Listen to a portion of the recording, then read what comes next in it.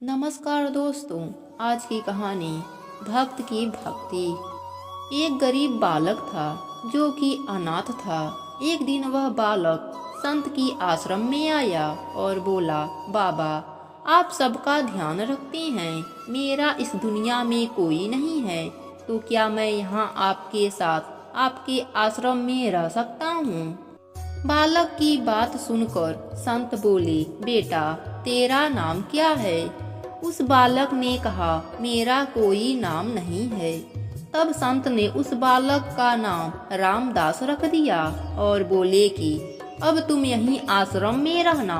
रामदास वहीं रहने लगा और आश्रम के सारे काम भी करने लगा। वह संत एक दिन अपने शिष्यों से बोले कि मुझे तीर्थ यात्रा पर जाना है, तुम में से कौन कौन मेरे साथ चलेगा और कौन आश्रम में रुकेगा।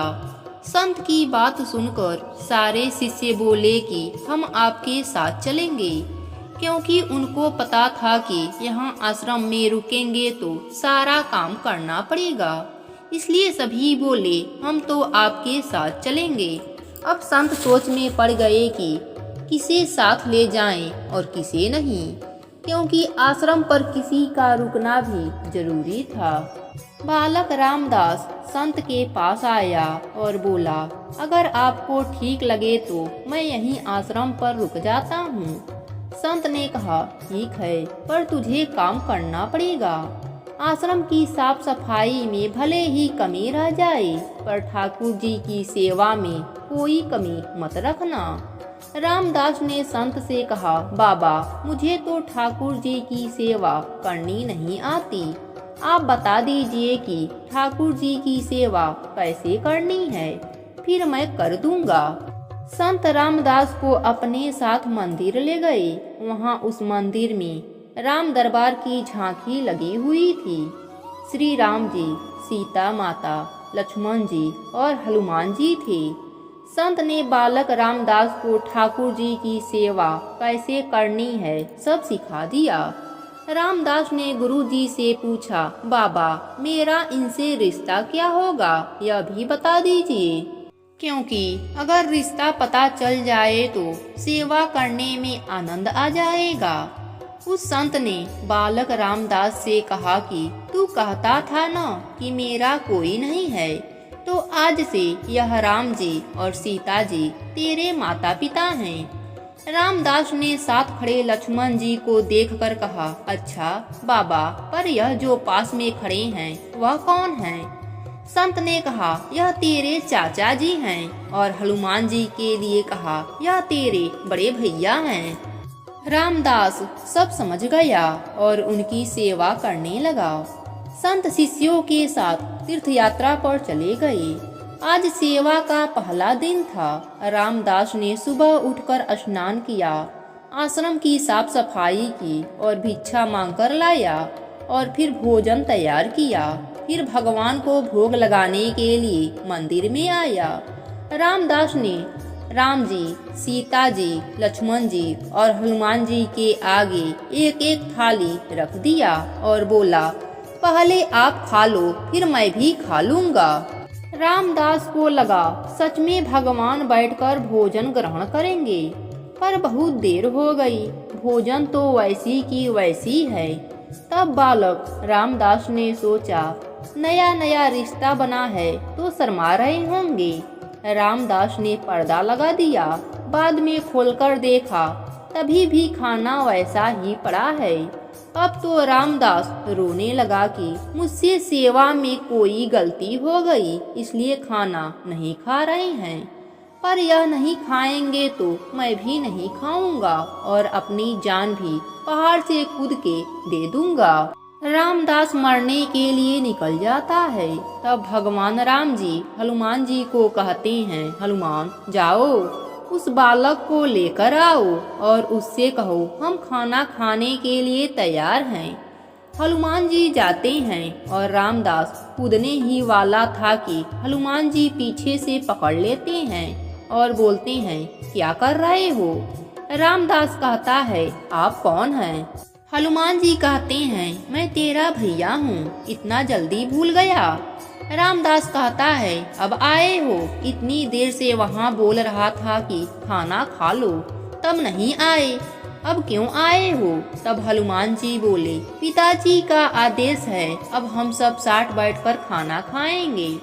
फिर राम जी, सीता माता, लक्ष्मण जी, हनुमान जी साक्षात बैठकर भोजन करते हैं।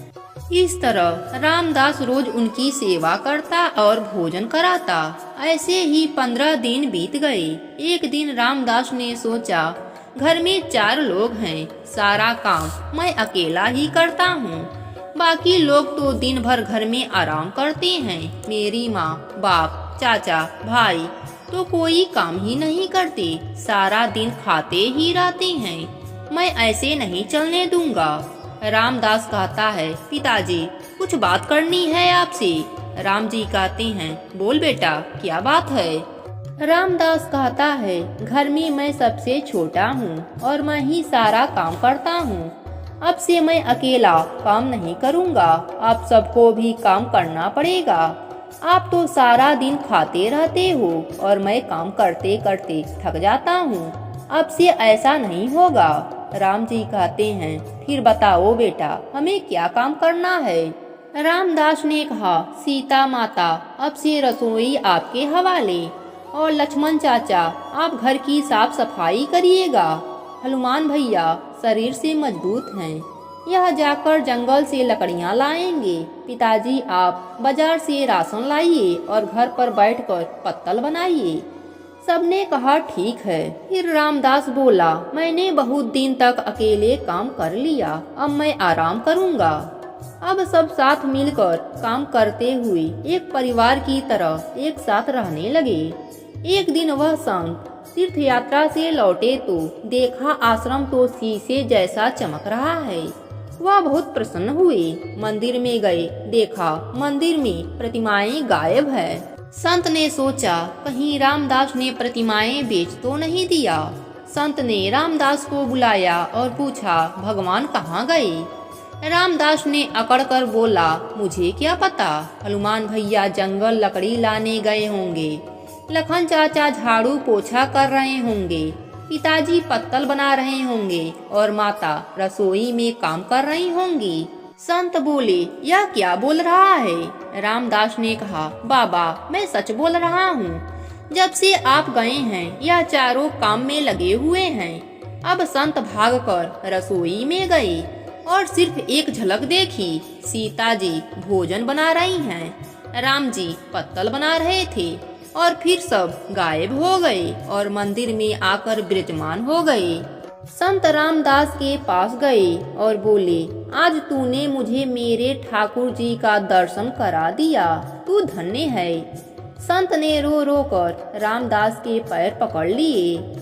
रामदास जैसे भोले निश्चल भक्तों की भक्ति से विवश होकर भगवान को भी साधारण मनुष्य की तरह जीवन व्यतीत करने आना पड़ता है। रामदास के इस पुण्य की गाथा को जो भी कहता है, सुनता है या हुंकारा भरता है, उस पर सभी देवों के साथ धर्मराज जी की भी कृपा बरसती रहती है।